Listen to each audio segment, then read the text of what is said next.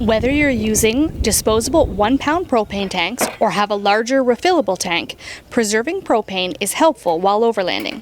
Nobody wants to run out of gas in the middle of cooking dinner, especially if you're in a foreign country where there's limited places that can refill your tank.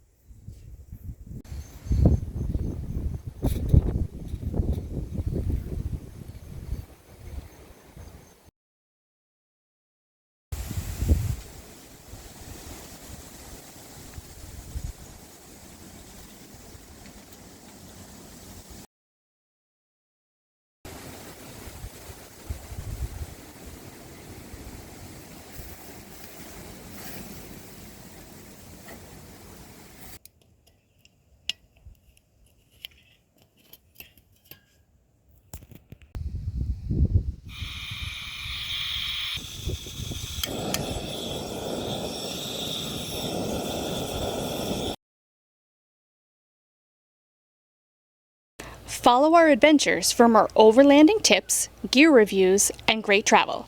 And if you want to know where we currently are and what we're up to, check out our Facebook and Instagram posts.